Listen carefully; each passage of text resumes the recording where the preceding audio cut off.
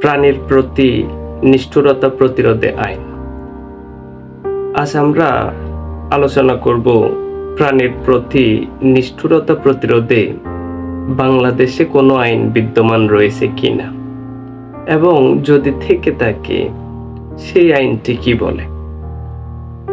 প্রাণীর প্রতি নিষ্ঠুরতা প্রতিরোধ করা ও দায়িত্বশীল প্রতিপালনের মাধ্যমে প্রাণী কল্যাণ নিশ্চিত করার জন্য ও সামাজিক সচেতনতা বৃদ্ধি করার জন্য বাংলাদেশ সরকার প্রাণী কল্যাণ আইন 2019 নামে একটি আইন প্রণয়ন করেন।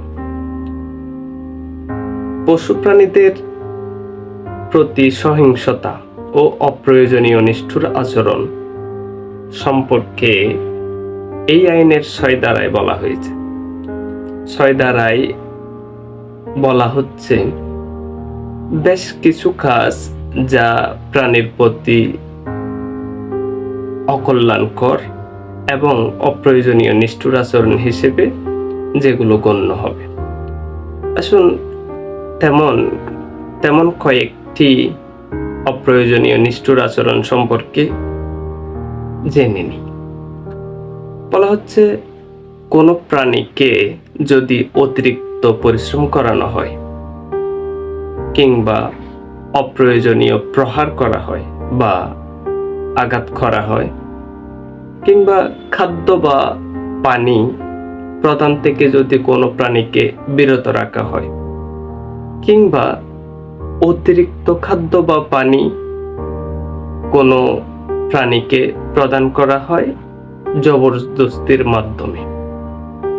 অর্থাৎ দেখা যায় কি কোনো প্রাণীকে যদি অতিরিক্ত পরিশ্রম করানো হয়ে থাকে কিংবা প্রহার করানো হয়ে থাকে বা খাবার প্রদান থেকে বিরত রাখা হয়ে থাকে কিংবা জবরদস্তি করে অতিরিক্ত পরিমাণ খাবার দেওয়া হয়ে থাকে কিংবা অতিরিক্ত নিয়ন্ত্রণের উদ্দেশ্যে যদি ধারালো কোনো বস্তু দ্বারা কোনো প্রাণীকে আঘাত করা হয়ে থাকে কিংবা লড়াই করার জন্য কোনো প্রাণীকে প্ররোচিত করানো হয়ে থাকে কিংবা উত্তপ্ত করা হয়ে থাকে।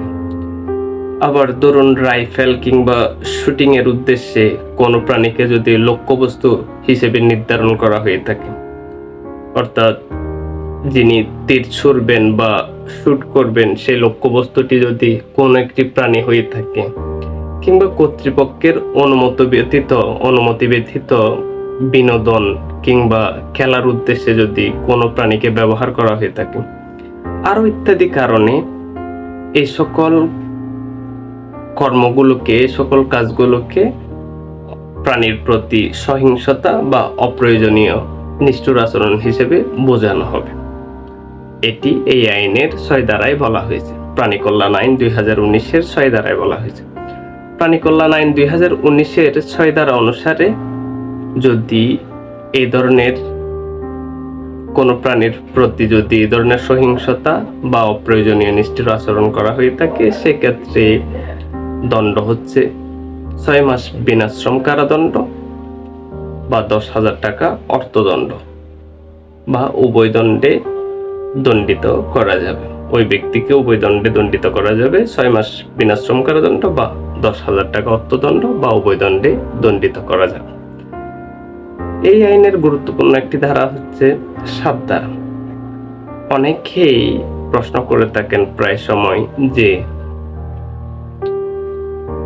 কোন একটি বিড়াল বা কুকুরকে আমরা দেখে থাকি, আমাদের দেশে প্রায় সময় দেখে থাকি, সেটা সোশ্যাল মিডিয়াতে হোক বা এমনও প্রত্যক্ষ করে থাকি যে কোনো বিড়াল বা কুকুরকে গলায় দড়ি দিয়ে হোক কিংবা খাবারের সাথে কাঁচভাঙা এসব মিশিয়ে পিটিয়ে মেরে ফেলা হয়। সেক্ষেত্রে কিংবা অনেকগুলো কুকুরের বাচ্চাকে মায়ের থেকে আলাদা করে নিয়ে গিয়ে মেরে ফেলা হয়। এরকম অহরহ হয়ে থাকে। সেক্ষেত্রে বাংলাদেশ সরকার যে আইনটি প্রণয়ন করেছেন, প্রাণী কল্যাণ আইন 2019, সেই আইনের 7 ধারায় বলা হচ্ছে মালিকবিহীন যদি কোনো প্রাণী হত্যা করা হয় বা অপসারণ করা হয়, তবে এটি একটি শাস্তিযোগ্য অপরাধ হিসেবে বিবেচিত হবে।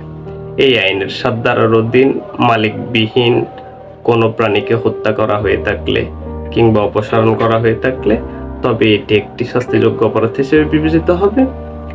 এবং এই আইনের অধীন এই 7 ধারায়ও ধারা 6 এর মতো 6 মাসের বিনাশ্রম কারাদণ্ডের বিধান রয়েছে এবং 10,000 টাকা অর্থদণ্ডের বিধান রয়েছে বা উভয় দণ্ডেরও বিধান রয়েছে।